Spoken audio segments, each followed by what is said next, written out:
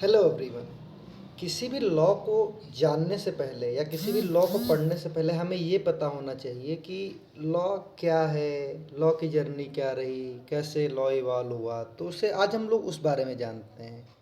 तो जैसे सबसे पहले हमें पता है कि हमारे यहाँ पे राजतंत्र चलता था, मोनार्की सिस्टम था। और मोनार्की सिस्टम का एक ही रूल था कि एक बार जो मैंने कमिटमेंट कर दिया फिर मैं अपने आप की भी नहीं सुनता। मतलब अगर राजा ने एक बार बोल दिया कि ये काम होना है तो वो होगा ही। No person has the authority to object their decisions.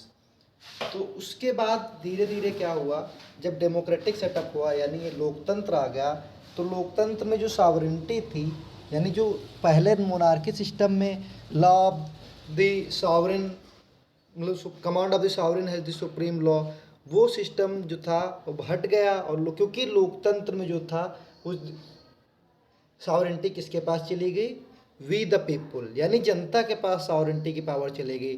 तो अभी भी ऐसा नहीं है कि मोनार्की सिस्टम में सॉवरेन का कमांड लॉ नहीं है, लेकिन डेमोक्रेटिक सेटअप में क्या होता है, जो सॉवरेन होते हैं वो अपने रिप्रेजेंटेटिव्स को इलेक्ट करते हैं और उनके रिप्रेजेंटेटिव जो हैं वो लॉज बनाते हैं ऑन बिहाफ ऑफ देम, उनके बिहाफ पे वो लॉज बनाते हैं। तो अभी भी जो है वो command of sovereign he law है, लेकिन उसका फॉर्म चेंज हो चुका है।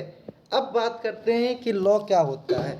लॉ जो है, लॉ रन करता है इन दो बातों के बीच में, क्या है और क्या होना चाहिए।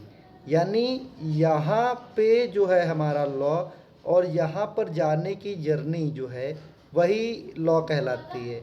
अब हम इस पर्टिकुलर एग्जाम्पल लेकर देखें तो एग्जाम्पल से हमें आसानी से समझ में आ जाएगी ये चीज़। जैसे 1860 में इंडियन पिनल कोड ड्राफ्ट हुआ, जो आईपीसी ड्राफ्ट हुई हमारी, और जो 1862 में इम्प्लीमेंट हुई। उस टाइम पे बहुत से ऐसी चीज़ें थी जिन्हें ऑफेंस बनाया गया। फॉर एग्जांपल सेक्शन 377 में होमोसेक्सुअलिटी यानी समलैंगिकता को अपराध बनाया गया, क्योंकि उस टाइम पे जो सोसाइटी की थिंकिंग थी वो इसे एक अपराध मानती थी, समलैंगिकता को। तो लॉ जो था सोसाइटी की नीड को फुलफ़िल करने के लिए लॉ जो बना उसने इसे क्या किया, क्राइम डिक्लेयर कर दिया। लेकिन रिसेंटली जब सोसाइटी की थिंकिंग बदली, सोसाइटी ने डिमांड की कि नहीं, अब हमें नहीं चाहिए, हमें होमोसेक्सुअलिटी को अब आपको नॉर्मलाइज कर देना चाहिए, ऑफेंस नहीं है।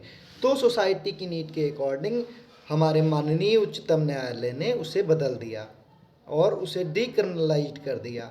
अब यही चीज़ है, अगर हम आगे चलकर देखें तो यही जो लॉ है, लॉ का डायनेमिक होना क्या है।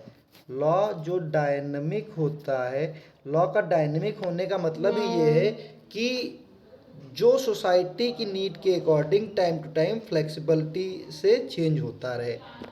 तो सब मैं होप करता हूँ आपको ये समझ में आया होगा। थोड़ा सा हम लोग बात करेंगे नेक्स्ट।